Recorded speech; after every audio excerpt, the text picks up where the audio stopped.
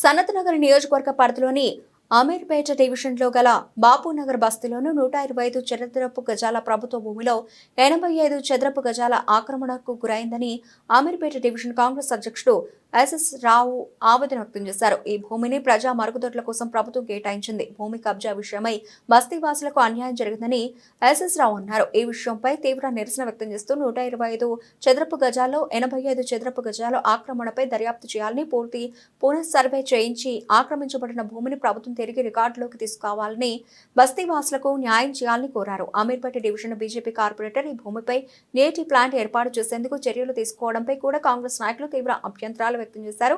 భూమి సమస్య పరిష్కారం అయ్యేంత వరకు ఈ ప్రణాళికలను ఆపాలని ఎస్ఎస్ రావు మీడియా ద్వారా ప్రభుత్వానికి విజ్ఞప్తి చేశారు. ప్రజా మరుగుదొడ్లు అవసరమా లేదా నీటి ప్లాంట్ అవసరమా అని బాపూనగర్లోని కుటుంబాల అభిప్రాయాన్ని తెలుసుకోవాలని, ప్రజల మెజారిటీ అభిప్రాయం ఆధారంగా నిర్ణయం తీసుకోవాలని కోరారు. ఈ నిరసన కార్యక్రమంలో కాంగ్రెస్ నాయకులు ప్రతాప్ నాయక్, కృష్ణకుమార్, నరేష్, పద్మావతి, ఆండాలు, నవీన్ రాజ్, రవి పాల్గొన్నారు. బాపూనగర్ ఇష్యూ ఏంటి అంటే బాపూనగర్ ప్రజలు ఇక్కడ ఇంతకుముందు 125 స్క్వేర్ యార్డ్స్లో ఇక్కడ ఉన్న ల్యాండ్లో పబ్లిక్ టాయిలెట్స్ ఉన్నాయి. ఇప్పుడు యాక్చువల్గా ఈ ల్యాండ్లో వాటర్ ప్లాంట్స్ పెట్టాలని అనుకుంటున్నారు. ఇక్కడ బాపూనగర్ వాసులేమో కమ్యూనిటీ హాల్ కావాలనుకుంటున్నారు. ఇలా బాపూనగర్ ప్రజలు ఎక్కువ మెజార్టీ ఏది కావాలని కోరుకుని తర్వాత ఇక్కడ డిసైడ్ చేస్తే బాగుంటుందని నా అభిప్రాయం. ప్రతాప్ నాయక్, నేను ఎస్పీసీఎల్ మాజీ అధ్యక్షుడిని గ్రేటర్ హైదరాబాద్కి. నేను స్థానికుడిని. ఇక్కడ బాపూనగర్లో ఇది 125 గజాల పబ్లిక్ టాయిలెట్. అది కొందరు కబ్జా చేయడం జరిగింది. ఇప్పుడు 40 గజాలు 50 గజాలు మిగిలింది. మేడం గారు ఇప్పుడు ఏమంటున్నారు, ప్లాంట్ కట్టాలి అంటారు.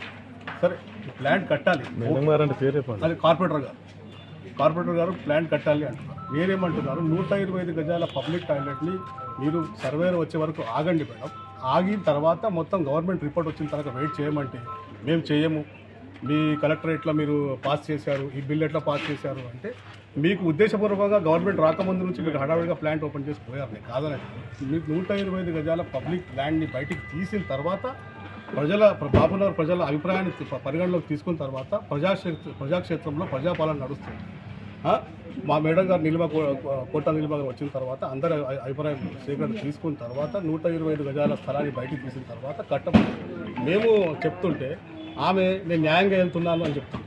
ఉద్దేశపూర్వకంగా 40 గజాలు మాత్రమే ఉన్నదాన్ని కట్టేస్తే కబ్జా చేసిన వాళ్ళు సేఫ్ అయిపోతున్నారు. ఇక్కడ నేను అదే చెప్తున్నాను, కబ్జాదారులను మీరు కాపాడుతున్నారు. గతంలో మీరు ఇక్కడ ఫిర్యాదులు ఇచ్చారా?